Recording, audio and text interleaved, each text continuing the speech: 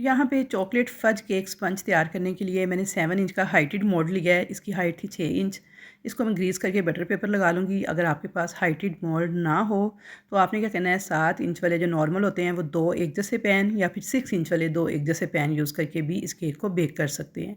तो यहाँ पे देखिए जी, केक पैन को मैंने रेडी कर लिया था ग्रीस करके, बटर पेपर वगैरह लगा के। इसे आपने पहले से रख लेना है। तो यहाँ पे एक बॉल के अंदर मैंने लिए थे 4 अदद अंडे। अच्छा, अंडे आपने यहाँ पे बड़े और मोटे इस्तेमाल करने हैं। मैंने जो इस्तेमाल किए हैं ना, यहाँ पे एक अंडे का वज़न 60 ग्राम तक था छिलके समेत।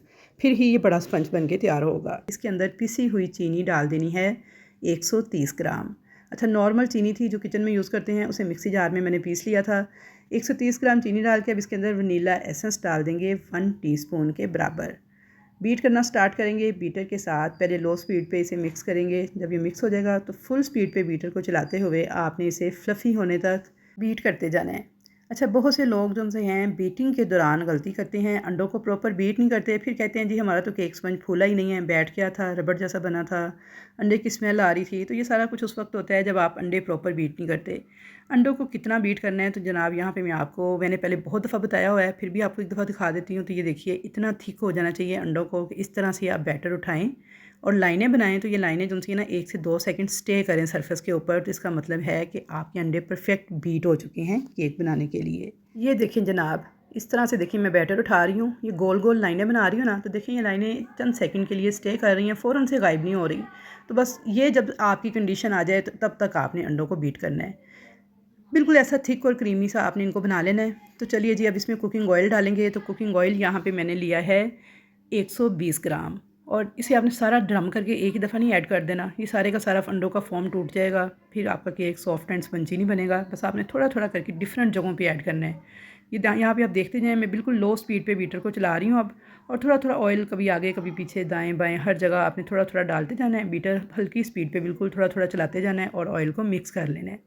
ऑयल जो है आपने तेज़ स्पीड पे मिक्स नहीं करना, बिल्कुल हल्की स्पीड पे बीटर को चला के डिफरेंट जगहों पे थोड़ा थोड़ा डाल के, तो बस आपने 2 से 3 सेकंड के अंदर बीटर चला के ऑयल को अच्छे से मिक्स कर लेना है। ऑयल डालने के बाद आपने बहुत ज़्यादा बीटर को नहीं चलाना। तो यहाँ पे देखिए, ऑयल मैंने डिफरेंट जगहों पे थोड़ा थोड़ा डाला है। लो स्पीड पे बीटर को चला के 3 से 4 सेकंड में इसकी मिक्सिंग कर ली थी। तो अब बीटर का काम हो गया है ख़त्म, इसको हम कर देंगे साइड पे। अब यहाँ पे मैंने लिया है मैदा 120 ग्राम, और इसके अंदर कोको पाउडर डालेंगे 20 ग्राम। अब इसके अंदर 1 टीस्पून डाल देंगे लेवल करके बेकिंग पाउडर। यहाँ पे ये देखिए, ये बेकिंग पाउडर है, इस तरह से आपने लेवल करना है, 1 टीस्पून ऐड कर देना है। अब बेकिंग सोडा जो है ये हाफ़ टीस्पून आपने इस तरह लेवल करके फिर ऐड कर देना है। मिक्स कर लेंगे अच्छी तरह से कोको पाउडर, मैदा, बेकिंग पाउडर और बेकिंग सोडे को, यानी इन चारों ड्राई इंग्रेडिएंट्स को आपने अच्छे से एक दफ़ा मिक्स कर लेना है।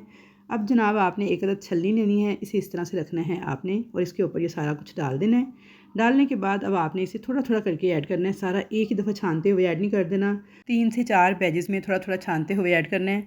यहाँ पे जो दूध मैंने लिया था बिल्कुल नॉर्मल टेम्परेचर पे है, 40 ग्राम दूध है। इस तरह आपने थोड़ा सा डाल देना है इसके ऊपर और इसे फ़ोल्ड करना है। कट एंड फोल्ड मेथड के साथ ही आपने इसकी फोल्डिंग करनी है। बिल्कुल हल्के हाथों के साथ एक ही डायरेक्शन में आपने स्पैचुला को इस तरह से चलाना है।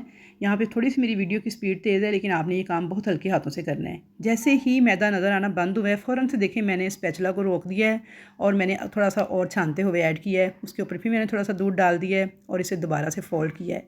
फोल्डिंग आपने बिल्कुल हल्के हाथों के साथ करनी है। ये तेज़ तेज़ फेंटे लगा के आपने ये सारा फॉर्म नहीं तोड़ देना, बल्कि आपने बिल्कुल इसे प्यार के साथ हल्के हाथों के साथ इस तरह फोल्ड करते जाना है। जैसे ही मैदा नज़र आना बंद हो तो आपने फ़ौरन से अगला बैच ऐड कर देना है।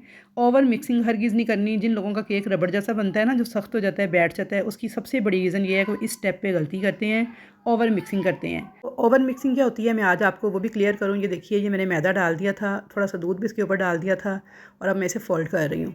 तो बस आपने बिल्कुल हल्के हाथों के साथ इस तरह एक ही डायरेक्शन में स्पैचुला को इस तरह से घुमाते हुए इसे हल्का हल्का फोल्ड करते जाना है। बिल्कुल हल्के हाथों के साथ, तेज़ तेज़ फेंटना नहीं है, ना ही फेंटने के स्टाइल में मिक्स करना है। तो देखिए, जैसे ही मुझे मैदा नज़र आना बंद हुआ है, मैंने फ़ौरन से स्पैचुला से हाथ को रोक दिया है। बस अगर मैं इसे मुसलसल फिर भी मिक्स करती जाऊँ, हालांकि नज़र आना बंद हो गया है, तो इसका मतलब है आप ओवर मिक्सिंग कर रहे हैं। इसके अंदर जितनी भी एयर इनकॉर्पोरेट हुई थी वो सारी निकल जाएगी, फिर आपका केक फूलेगा नहीं, बैठ जाएगा, रबड़ जैसा बनेगा। अब यहाँ पे देखें, ये सारा बैटर मैंने मोल्ड के अंदर डाल दिया था। थोड़ा सा इसे टैप टैप कर लेंगे तो मैंने इसे पतीले में बेक किया था। बिल्कुल लो फ्लेम पे आपने इसे बेक करना है। तकरीबन 55 से 60 मिनट लग जाते हैं।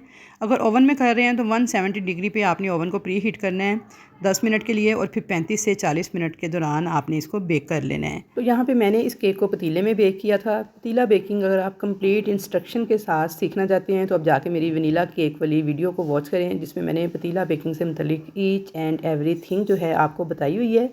लिंक मैं उस वीडियो का डिस्क्रिप्शन में डाल दूँगी।